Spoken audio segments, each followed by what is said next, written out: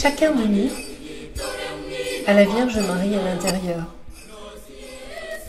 Bonjour pèlerins, pèlerines, pèlerines, pèlerins.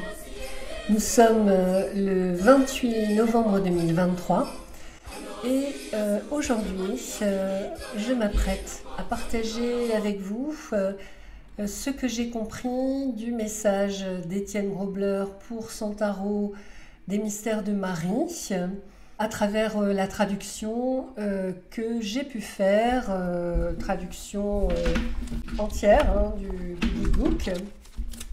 Voilà, je vous la montre. Donc, dans cette traduction, j'ai mis à l'honneur, comme le fait Étienne Grobler, la nouvelle carte, le nouvel arcane 3 de Holy Road, qui est la Trinité féminine. Mettre à l'honneur les trois Maries, Trinité féminine, parce que c'est le fondement du message d'Étienne Grobler et c'est le sens de ses créations artistiques. Et elle l'a mise à l'honneur dernièrement à travers la création de cette nouvelle présentation du 3 de la Sainte Croix, donc du 3 des bâtons, les différentes énergies de cette trinité féminine sur laquelle je reviendrai après et qui préfigure en fait le nouveau deck d'Étienne Grobler, donc sur Marie-Madeleine, qui sortira vraisemblablement en début 2024.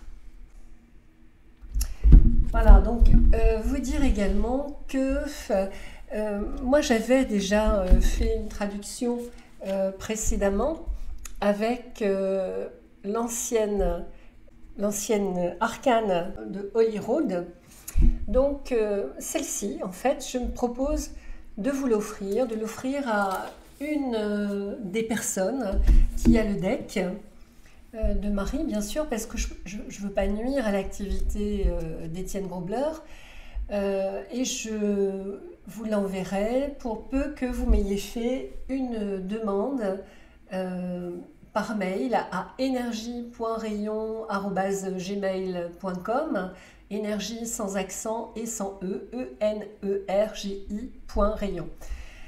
Voilà, donc vous serez certainement plusieurs et je vous demanderai de mettre votre photo avec le deck de manière à ce que je puisse voir qu'effectivement vous avez ce deck. Hein, c'est pas comment dire, du contrôle tout puissant, mais moi je défends un partage qui soit respectueux du travail de l'auteur. Et bien sûr, je vais partager également cette traduction pour Noël avec les personnes qui ont le deck de Marie. Donc j'enverrai un lien et vous pourrez donc soit l'imprimer ou vous en servir sur PC si vous en avez un. Et donc vous verrez que j'ai mis des codes couleurs en début de récit pour que vous puissiez retrouver plus facilement. J'ai repris la couleur de chaque arcane pour que vous puissiez les retrouver. Voilà, vous dire également que vous pouvez marcher avec Étienne à compter du 1er décembre. Vous dire également que je partagerai avec vous une ouverture de boîte un peu spéciale dans le courant du mois de décembre, très certainement vers le milieu ou la fin du mois de décembre, qui est une création d'Étienne Grobler, un petit peu particulière, je ne vous en dis pas plus. Pour moi, c'est très émouvant parce que ça me ramène à l'enfant intérieur, à la magie, et puis bien sûr à une pratique ancienne de la cartomancie. Je ne vous en dis pas plus, vous aurez la surprise. Vous dire également que dans cette vidéo, j'essaie de faire une synthèse. Mon message est un message donc global. Je ne peux pas rentrer dans les détails. Je ferai la lecture des arcanes 3, donc pour les majeurs et pour les mineurs dans chaque suite. Et puis, je vais non pas détailler chaque suite, parce que c'est pareil, c'est impossible. Je vais synthétiser le message de chaque suite. Alors, voilà mon bel hôtel pour vous présenter ces deux decks du tarot des mystères de Marie d'Étienne Grobler. Donc ici l'ancienne édition que j'avais achetée en 2020. Et puis ici la nouvelle que Étienne m'a gracieusement offert avec cette nouvelle représentation du 3 de Holyrood, donc de la Sainte Croix, et ici donc l'ancienne. Alors, en dehors de la modification de l'arcane 3, il y a aussi des différences. Bon, vous voyez que ce deck n'a pas de tranche dorée, enfin d'or mat, comme peut l'avoir celui-ci. Donc ben voilà, il peut apparaître plus joli à certains. Vous voyez aussi que le dos de la carte a changé, mais il n'y a pas que ces différences. Là, on est dans quelque chose de très lisse, de moins souple. Là, on est dans un carton que moi je trouve magnifique. J'ai jamais rencontré un carton aussi joli. Enfin voilà, moi, rien qu'à le toucher, moi, je suis dans... Ça y est, je suis partie, quoi. C'est une question de goût, hein, et puis ça représente également ce changement de carton, la difficulté d'Étienne Grobler à trouver un professionnel capable de faire cette qualité. Au niveau de la photographie, il y a peut-être plus de profondeur dans celle-ci, plus de transparence. Celles-là ont un aspect tableau, un aspect tissé, que moi j'adore, quoi. Donc si vous êtes collectionneur, surtout ne vendez pas cette première édition, parce qu'elle est extraordinaire. Enfin voilà, c'est mon opinion à moi. Alors, je vous montre rapidement ma traduction. Voilà, donc là, je l'ai fait avec une spirale un peu moins grande. On m'avait présenté avec une spirale plus grosse pour mes traductions précédentes, mais en fait, il n'y a pas de nécessité de prendre une grosse spirale. Moi, j'ai pris un papier plus épais pour les photos. Et pour celles qui garderont en fait la traduction sur informatique, vous verrez que j'ai laissé en fait un code couleur pour ce message-là. Voilà, et qui reprend à chaque fois la couleur de la carte. Il m'a semblé que c'était plus facile de mémoriser ainsi.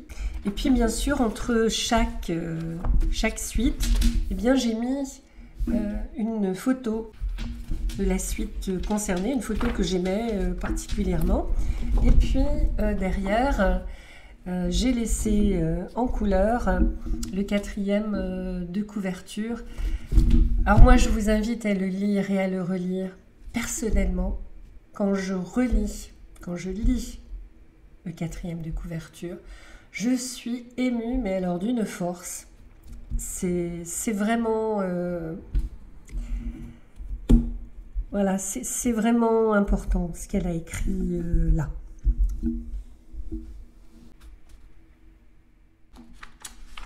Alors pour vous présenter le deck des mystères de Marie, il me paraît nécessaire de vous parler du cheminement d'Étienne Grobler. Parce que le cheminement est important, parce que ce cheminement d'Étienne Grobler mène à Marie. Et dans une approche qui nous conduit à ouvrir notre regard, à rencontrer Marie au-delà des prescriptions de la religion occidentale. Donc concernant Étienne Grobler, j'ai envie de dire qu'à mes yeux, Étienne Grobler, avant tout, pour moi, c'est quelqu'un qui joint le geste à la parole. Ben oui, c'est quelqu'un qui mobilise sa vie entière à l'amour, à l'enseignement de Marie. Elle se mobilise physiquement dans ses voyages. Elle a fait un énorme travail de recherche, d'analyse, de compréhension, d'intégration, de création artistique, de transmission, de partage de sa sagesse et bien sûr gestion de son entreprise parce qu'elle vit dignement de ses ses créations et de ses partages. Et oui, et moi j'aime cette cohérence. J'aime cette cohérence, j'aime cette position juste. Je suis admirative. Voilà, on y va. Elle dit que, comme beaucoup de femmes, elle a eu du mal à relier l'idée de Marie telle qu'elle est représentée dans la religion occidentale avec ses propres expériences personnelles, directes du féminin divin. Et en ce qui me concerne, c'est parce qu'elle me semblait plus singulière, plus anachronique dans l'Église, avec un E majuscule, plus anticonformiste, que je me suis d'abord tournée vers la Vierge Noire, avant de comprendre le message d'Étienne Grobler pour la Grande-Mère. Alors elle nous dit « Mon propre voyage a été d'apprendre à comprendre l'attirance profonde et spirituelle en moi pour Marie, que je n'avais connue que dans un contexte chrétien. » Étienne Grobler nous indique que son histoire avec Marie a vraiment commencé quand elle a visité Glastonbury, au puits de Marie, à l'abbaye, où elle a ressenti une connexion plus profonde avec cet être saint qui est enveloppé dans les enseignements de la religion occidentale, nous dit-elle. Et découvrir sa plus grande histoire, combinée à ma pratique de longue date du tarot comme yoga, a conduit à ce jeu. Depuis sa création, j'apprends chaque jour davantage ses puissantes propriétés alchimiques. Dans cette compréhension de Marie, le travail d'Étienne Grobler, c'est aussi un travail de réhabilitation de la place du féminin dans notre histoire, dans notre psyché, dans nos relations. Et c'est dans le cadre de son cheminement qu'elle en a pris conscience. D'un point de vue purement historique, elle a pu observer qu'il y a un lien entre l'histoire du pouvoir inhérent et l'éradication du féminin en tant qu'idéologie. Chaque nouveau pouvoir politique dominant a contribué à sa relégation. Et puis finalement, elle a été retirée de la religion, reléguée à une toute petite partie de l'histoire. C'est donc aussi un aspect important, n'en déplaise. Pour nous les femmes, cela crée une difficulté de discerner le féminin sacré en soi. Ce ne sont pas les projections, les attentes de la société, donc de la culture, de la famille, à travers cette éducation religieuse qui a duré depuis quelques siècles et qui a pu aussi déformer notre vision du monde. Nous pouvons devenir libérés, nous dit-elle. Et c'est un aspect qu'elle développe dans les arcanes des Handmaiden, les valets. Le tarot des mystères de Marie est à la fois une vision artistique et mystique des mystères sacrés de l'âme et de son chemin féminin méconnu. Mystères, les mystères de Marie, c'est le nom donné à ce jeu de tarot. Alors il me semble important de vous dire que les mystères étaient des représentations de drames et de mythes, et ils contenaient les grands mystères du monde, ainsi que des histoires de la vie et la façon dont nous pouvons interpréter ces histoires pour donner un sens à la vie et à notre idée du divin. Donc le symbole y a une place essentielle. Et c'est ainsi que le féminin divin à travers Marie devient la clé cachée pour comprendre les enseignements ésotériques du christianisme. Je pense que vous avez compris que pour intégrer le message de ce deck et le message relativement au tarot également, il paraît nécessaire de comprendre que le symbole y est essentiel. L'archétype de Marie, comme Vierge et Sainte Mère, est symbolisé, par exemple, dans la lune, l'aubépine, le lys, la colombe, la rose, etc. Dans ces symboles, il y a celui de l'aubépine, l'arbre de mai, le mois sacré de Marie. L'aubépine qui porte le symbolisme des 3 étapes de la vie. Fleurs, fruits, graines, fleurs blanches, fruits rouges, graines noires.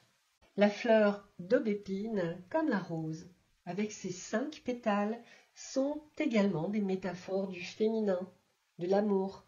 On peut faire le lien avec Inanna, avec Vénus. Le symbolisme de l'arbre est également très puissant. La déesse et le féminin divin ont toujours été liés aux arbres. On pense à l'arbre du monde, on pense à l'arbre de vie avec Ashéra, la déesse du peuple juif, qui était considérée comme un arbre de vie. Ashéra, donc, devenue ensuite Shekinah. Ashéra éradiquée dans les écritures hébraïques. On en arrive au crucifix et ici à la croix en fleurs, qui est le mystère douloureux, la relation entre la dualité et la transformation, la tension entre la dualité et la transformation. C'est alors qu'ils deviennent des symboles de fertilité, de créativité, de vitalité. On reconnaît également, à travers les poupées, le symbole de l'enfant intérieur. L'enfant intérieur du soi et de l'âme dans ce deck est représenté dans les petites poupées Charlotte gelées. En fait, ces poupées ont été fabriquées à l'époque victorienne. Elles sont basées sur l'histoire d'une petite fille appelée Charlotte. L'histoire raconte que la petite fille a refusé de mettre son manteau chaud pour une promenade en traîneau dans la neige parce qu'elle ne voulait pas couvrir sa jolie robe. Elle est sortie et elle est morte de froid. Étienne Grobler suppose que les parents ont utilisé cette histoire pour effrayer leurs enfants afin qu'ils obéissent. Il est intéressant de noter que ces poupées victoriennes ont été utilisées comme un charme dans les puddings de Noël. Ces poupées dormaient dans des cercueils. Étienne Grobler nous indique qu'elle a utilisé quelques-unes de ces petites poupées, certaines brisées, car leur imagerie de minuscules êtres gelés lui a rappelé la souffrance de l'enfant intérieur. Quand on fait un travail avec l'enfant intérieur, c'est toujours un voyage de réapparentement personnel et souvent vous devez revisiter des souvenirs effrayants et douloureux afin de sauver la poupée Charlotte gelée, enfermée dans la psyché et le subconscient. Mais dans le deck, cet enfant est soutenu par sa mère divine Marie. Comme je vous le disais, le travail d'Étienne Grobler, c'est aussi un apprentissage, une compréhension des différents mythes et de leur reliance à Marie. Car ce matériel, des mythes, mais également des contes, c'est l'inconscient collectif qui a donné naissance et qui continue de donner naissance à ces histoires dans différentes cultures, sous différentes formes, et à travers eux, Marie continue de réapparaître encore et encore. Mais ne vous trompez pas, elle fait toujours le lien entre la grande histoire et notre vie de tous les jours. Ce fil va jusque-là. Elle a utilisé dans la religion les mythes, les légendes, les contes de fées. Donc, contes de fées, dans ce tarot, il y a le petit chaperon rouge, dans le fou, il y a la jeune fille sans main ou la fille du meunier, qui apparaît à plusieurs reprises dans différents arcanes de la suite de Sainte-Croix et qui est relatée par Clarissa Pinkola Estés. C'est une histoire, c'est un conte de fées qui m'a beaucoup émue. Je trouve qu'il est tellement signifiant, il est tellement émouvant. Je vous ferai une vidéo de ce conte, voilà, et je vous le raconterai uniquement une vidéo là-dessus parce qu'il est tellement chouette. Ce conte de la fille du meunier, en fait, il parle du courage de l'amour, de la foi, du courage de l'amour, de la foi, particulièrement pour le féminin. Bon, dans les contes, on trouve aussi dans ce deck La Belle au bois dormant, dans le 4 de Distaff, donc des quenouilles. On trouve aussi Cendrillon dans le 8 de Rose. Et en fait, ce sont tous des symboles qui portent des énergies et des messages archétypaux qui nous expliquent pourquoi nous sommes ici, qui nous renvoient à notre enfant intérieur. Le jeu de tarot des mystères de Marie, c'est un chemin qui marie la dévotion, bhakti, et la sagesse, jnana, nous dit-elle. Jnana, dans l'hindouisme, c'est un mot qui signifie connaissance. Elle nous dit, je l'appelle le chemin de l'amour avec ses propriétés alchimiques. Pour chaque arcane, elle a intégré en début d'explication, en début de récit, une citation, la citation soit d'un livre, la citation de la Bible, du Coran, etc., qui nous permet d'expérimenter cette reliance à travers chaque carte. Mais ne vous trompez pas, elle fait toujours le lien entre la grande histoire et notre vie de tous les jours. Ce fil va jusque-là et elle nous donne les moyens de le travailler à travers les outils du tarot et également la compréhension, l'intégration du message de Marie. Nous connaissons Marie comme la Mater Dolorosa, la mère douloureuse avec les 7 épées qui lui transpercent son cœur. Elle pleure la mort de son fils bien-aimé et la douleur du monde. Nous connaissons aussi Marie comme reine de la paix, celle qui nous invite à vivre avec notre cœur, celle qui enseigne l'amour divin. C'est l'archétype du cœur qu'on retrouve dans la servante des quenouilles. Arcane de la servante des quenouilles, où l'archange Michael, le prince de lumière, lui annonce sa mort prochaine, qu'elle accueille avec le même sentiment d'acceptation que lorsque l'ange Gabriel lui a annoncé la naissance de Jésus. À travers des livres tels que La Cité de Dieu, le proto-évangile de l'apôtre Jean, le travail de Thomas Merton notamment, ses visites dans des sites sacrés, Étienne Grobler a découvert que Marie avait sa propre mythologie. Elle l'a découverte en tant que prophétesse et prêtresse. Prophétesse, comme sa mère Anna, à qui l'ange Gabriel avait annoncé qu'elle concevrait miraculeusement et que Marie serait la mère de Jésus. Beaucoup de femmes dans la Bible, ayant un rôle central de visionnaire, parfois de rebelle, s'appellent Myriam, Mariam, Marie. Pour Étienne Grobler, l'indicateur d'un signifiant important d'un statut. Elle a étudié les significations de ces prénoms dans diverses langues et dans le deck, elle nous en parle. Prêtresse donc, comme je le disais, car d'après le proto-évangile de l'apôtre Jean, Marie a vécu son enfance dans un temple avec 6 autres vierges jusqu'à l'âge de 12 ans. À cet âge, elle a été promise à Joseph. Dans La servante de quenouilles, elle explique l'enfance de Marie. Dans les traditions pré-chrétiennes, une grande prêtresse des mystères sacrés s'unissait à un roi ou un grand prêtre des mystères. Dans cette tradition, l'union sacrée entre la grande prêtresse et le roi devait donner naissance à un messie pour continuer la lignée d'un être humain spirituellement éveillé. C'est important parce que son histoire, c'est aussi la nôtre. Chacun, chacune de nous porte Marie.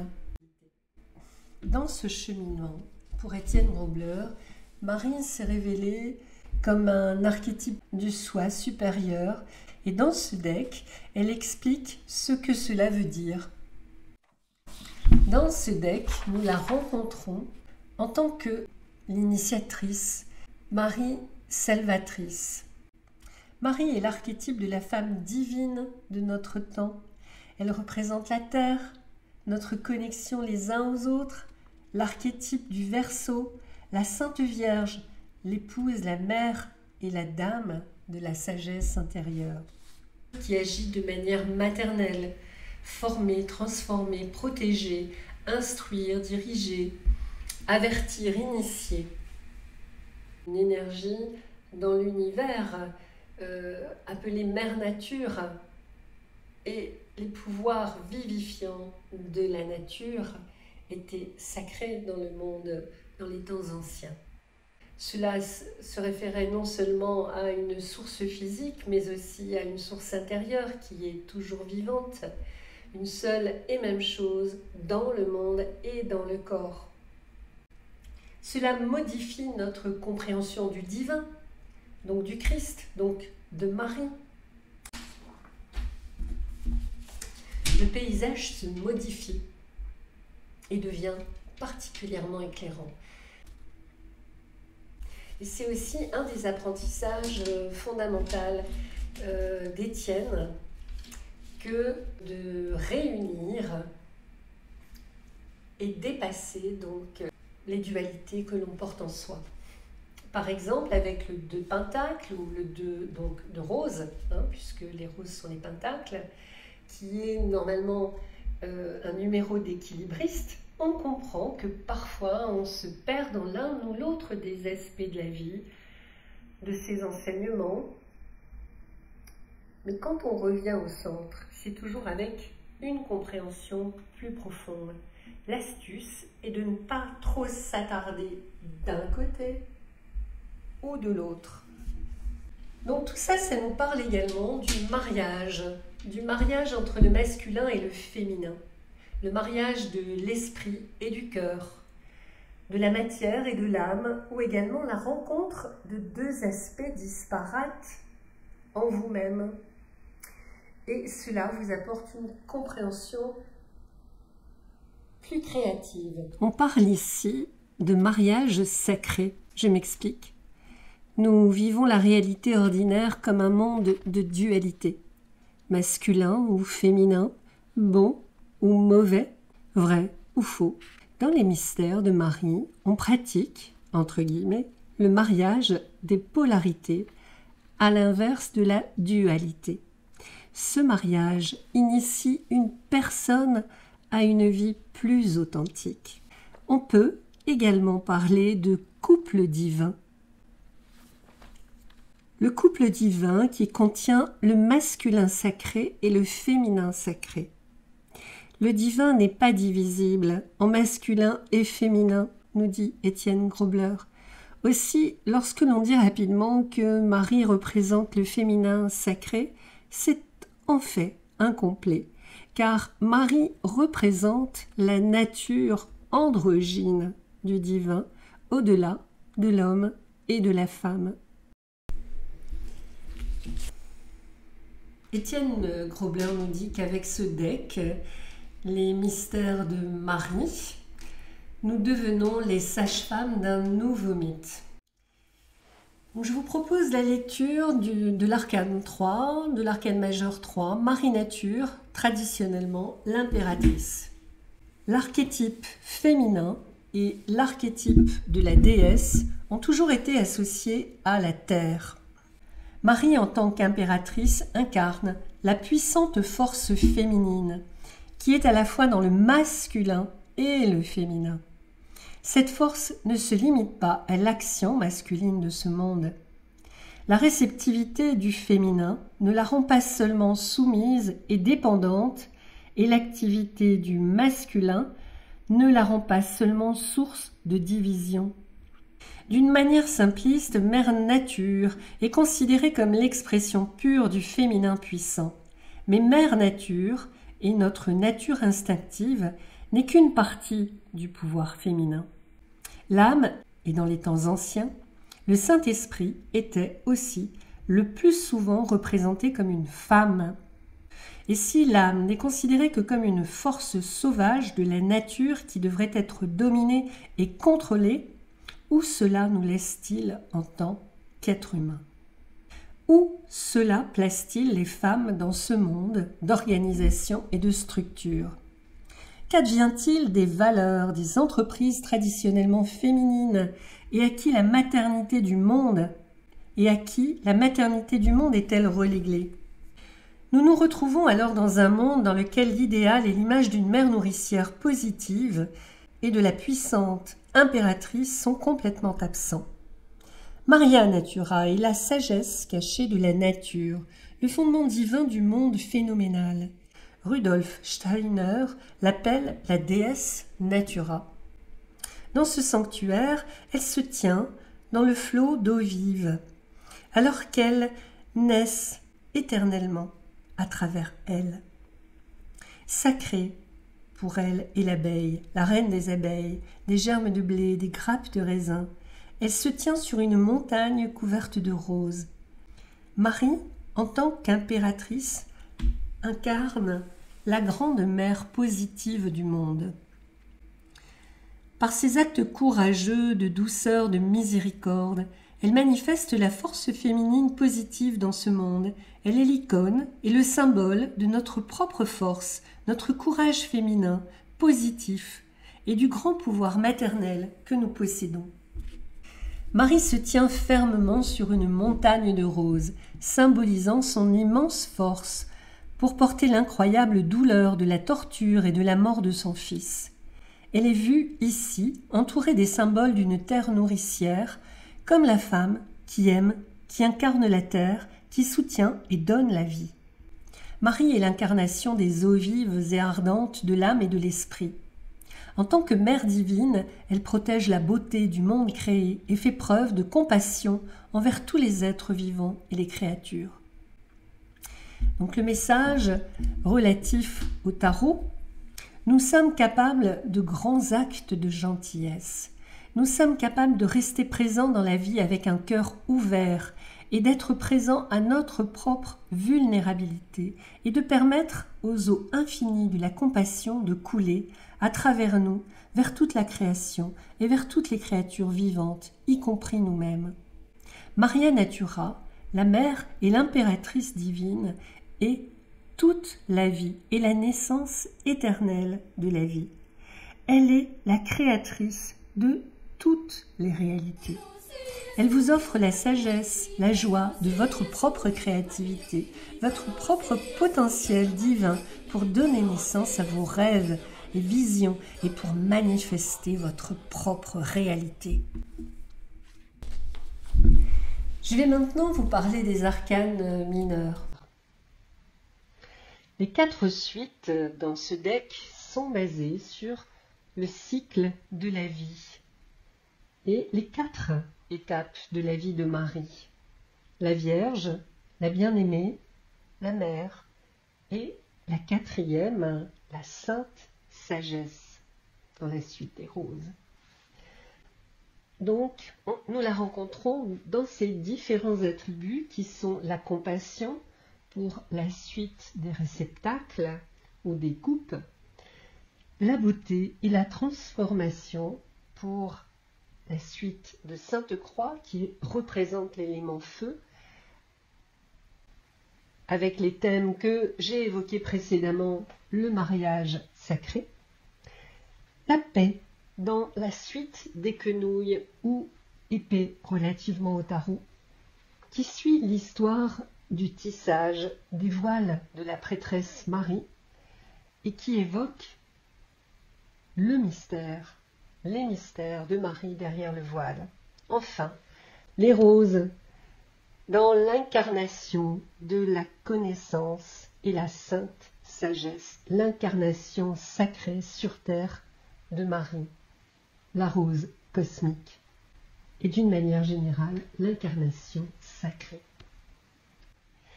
Dans la combinaison des réceptacles ou coupes, nous rencontrons Marie comme l'élément de l'eau. Marie est un dérivé du mot latin Maria, qui signifie eau. en français Mare. Elle représente les océans de la conscience ainsi que le flux énergétique de l'âme et ses émotions puissantes. Les vases se rapportent également à la métaphore de la matrice alchimique, de transformation de l'obscurité en lumière, de la joie et paix au milieu du chagrin. Dans cette suite, nous entrons dans le processus alchimique de la conception miraculeuse en soi et nous nous préparons à faire naître le sacré. Nous voyons l'élément de l'eau représenté dans le mystère, dans le tarot des mystères, dans le bleu des robes de Marie. Le réceptacle sacré, c'est aussi le calice. Le calice est considéré comme un objet sacré et saint dans les anciennes légendes du Graal, le mythe arthurien, le mythe de Marie-Madeleine et le mythe chrétien, où Marie est appelée le calice. Le calice est également considéré comme le Saint Graal et il existe de nombreuses théories à ce sujet. Certains pensent qu'il s'agit d'une coupe physique dans laquelle le sang de Jésus a été recueilli après la crucifixion par Marie-Madeleine ou par Joseph d'Arimathie. D'autres croient que le Saint Graal est une femme ou la force d'une femme. Je vous lis un extrait du 3 des réceptacles qui s'appelle « Les trois filles d'Anna ». Dans le livre de l'enfance de Marie, il est dit qu'Anna a été mariée à 3 hommes différents et a donné une fille à chacun. Chaque fille s'appelait Marie. Il est à noter qu'à divers endroits de la Bible, il y a 3 Maries. Dans le 3 des réceptacles, Anna est la grande mère de tous et ses 3 filles sont les 3 aspects du féminin divin ou de la déesse. Les histoires d'Anna et de Marie sont si intrinsèquement liées qu'elles semblent parfois impossibles à distinguer l'une de l'autre. Les histoires des deux n'ont jamais été incluses dans la Bible en détail, et les histoires ont également été modifiées de temps en temps pour convenir au pouvoir en place. Afin de créer quelque chose de nouveau dans votre vie, vous devez détruire ou laisser derrière vous l'ancien. Passez par le processus de création, passez à quelque chose de nouveau. Il vous est rappelé que votre vie fait partie d'une histoire plus grande et que vous-même faites partie de tous les êtres vivants et de toutes les créatures. Et vous pouvez choisir d'appartenir à une vision mystique et à une compréhension d'une sororité et d'une fraternité sacrée qui inclut toutes les personnes, les animaux, toutes les créatures.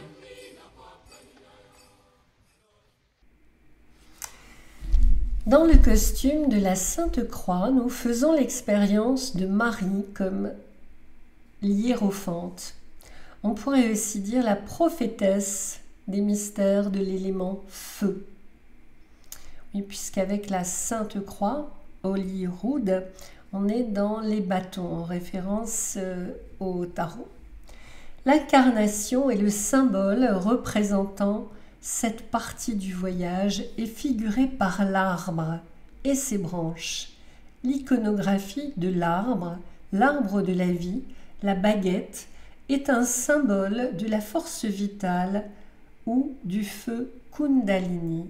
La Kundalini de la vie, le principe d'être crucifié sur l'arbre de cette vie. C'est le cœur flamboyant, rendu sacré et sanctifié par le feu mystique qui brûle sans brûler. L'arbre de la Sainte Croix est l'aubépine, également appelé arbre de mai, pour sa floraison en mai. Le mois de Marie est l'ancienne reine de mai. Le cycle de l'arbre de l'aubépine renvoie au cycle de la vie, à la promesse de transformation et d'une source miraculeuse éternelle de créativité et de vitalité. Donc, la Sainte Croix est aussi une promesse de régénération, d'une nouvelle vision. Elle symbolise le feu spirituel, la Kundalini, le feu sacré vivant. Le costume de la Sainte Croix, avec sa signification ardente et vivifiante, est aussi le costume des mystères de la chambre nuptiale. Les mystères de la chambre nuptiale jouaient autrefois un rôle important dans le christianisme primitif. C'est une suite, la suite de Holyrood, qui reflète Marie comme épouse du bien-aimé, avec le mystère de la chambre de la mariée, qui est le Hierosgamos. Je vous lis maintenant le 3 de Sainte-Croix. 3 Maries au pied de la croix. Il y en avait 3 qui marchaient toujours avec le Seigneur. Marie, la mère de Jésus, la sœur de Marie et Myriam de Magdala, connue comme étant sa compagne. Pour lui, Myriam est une sœur, une mère et une épouse. C'est une phrase qui fait partie de l'évangile de Philippe. 3 saintes femmes ont toujours marché avec le Seigneur. Marie, la Sainte Mère, Marie, la vieille femme sage, et Sainte Marie Madeleine, la Vierge de la Lumière. Eh bien, leur nom propre en hébreu est Myriam. Ce sont les 3 visages de la féminité et de la mère vivante, en plus de l'image du Père vivant. L'image de la mère divine était toujours avec lui. Cette phrase, nous la trouvons dans Sainte Marie-Madeleine 37, traduit par To Malachi. Mais même à l'époque biblique, c'était inhabituel de nommer 2 sœurs par le même nom. C'est la scène qui m'a sauté aux yeux il y a longtemps et qui m'a servi d'inspiration pour essayer de découvrir une partie de la signification cachée et de l'importance des 3 Maries, nous dit Étienne Grobler. Il a été suggéré par les gnostiques que le prénom de Marie n'est pas un prénom en tant que tel, mais un statut, un degré d'initiation. Nous comprenons que nous sommes en présence d'une trinité de Marie et ce symbolisme apparaît plus d'une fois dans les histoires de Jésus et de Marie. La suite des quenouilles ou suite des distaffes est le costume des épées, le costume de la paix et les voiles de Marie, nous dit Étienne Grobler. La suite des quenouilles est une référence à la tradition du travail du fil pour les femmes. Aussi au fil qu'on tire pour guider, au fil pour dénouer, au fil qui relie, au fil pour tisser une histoire qui nous renvoie alors à la tradition orale et sa transmission. Mais c'est également une référence au temple, à l'activité des prêtresses destinée à se marier au prêtre ou au roi et portant le voile. Extrait du 3 des quenouilles qui s'appelle la rose mystique. S'ouvrir au côté féminin de nous-mêmes, c'est s'ouvrir à la réalité non ordinaire. Cette phrase est d'Étienne Grobler. En 1947, dans une chambre d'hôpital de Montechiari, en Italie, la dame radieuse apparut à Pierina Gili. Elle portait une robe violette et un voile blanc. Elle avait 3 grandes épées dans le cœur. La seconde fois qu'elle apparut à Pierina, elle portait une robe blanche et 3 roses avaient remplacé les 3 épées. Elle demanda également que le 13e jour de chaque mois lui soit consacré et que des prières spéciales soient dites les 12 jours précédents. Ça nous renvoie à marcher avec Marie, d'Étienne Grobler. Elle dit également à Pierina que le 13 juillet serait dédié à la rose mystique. Le message relativement au tarot, si vous pouvez considérer les défis, les trahisons dans votre vie comme des occasions de vous permettre d'être informé de vos fausses croyances, de vos conditionnements, vous serez récompensé par un plus grand sentiment de liberté personnelle et de joie.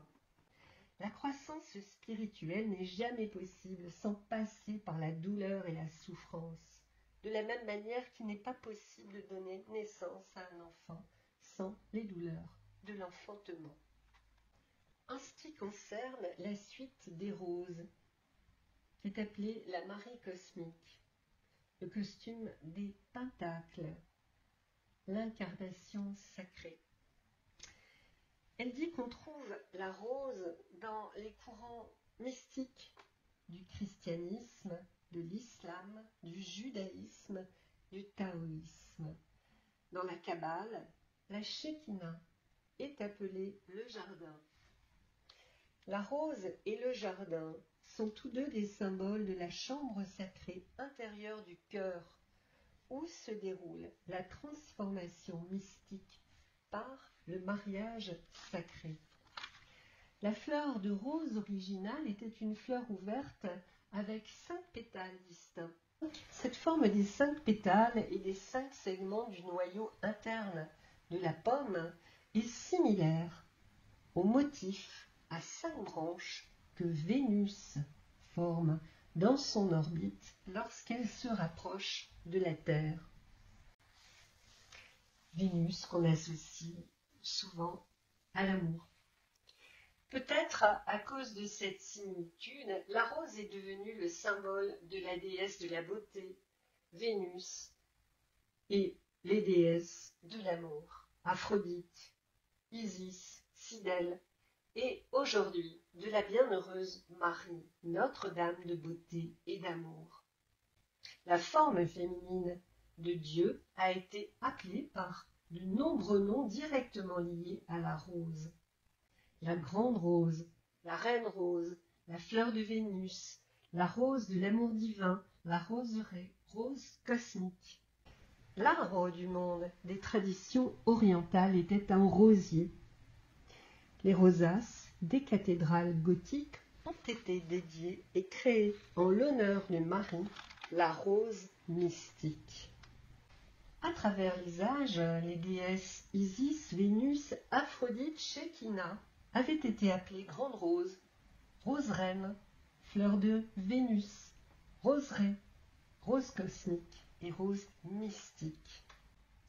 Le rosaire est une forme universelle de prière présente dans de nombreuses religions. Lorsque nous semons et nourrissons avec amour et empathie, alors nous récoltons avec amour et empathie. Et tous ceux qui vivent sur la terre-mère, humains, créatures, en bénéficieront. Dans le 3 des roses, qui se nomme la prêtrise des femmes dans la tradition myrianique, Étienne Grobler nous parle de la signification de ce prénom et des différentes traductions dans les différentes langues. Elle dit que cette carte reflète la prêtresse en chaque femme qui ressent l'appel intérieur de Marie. Les femmes viennent d'une longue lignée de femmes révolutionnaires, sages, perspicaces, puissantes, et souvent des chefs non reconnus de leur tribu. Aujourd'hui, nous comprenons qu'il n'est plus nécessaire de se retirer de la vie pour devenir prêtresse. Comme on le voit sur la carte Marie-Sophie, la vie ordinaire et la vie sainte sont inséparables et nos actions conscientes deviennent l'acte de la prêtresse. Nos vies banales contiennent le sacré et sont enfermées dans le sacré. Chaque acte ordinaire devient un acte d'adoration et de glorification. Le flux le plus profond de la matrice dans notre conscience est la naissance d'un nouveau mythe et nous en sommes les sages-femmes. Et ce sera ma conclusion. À bientôt.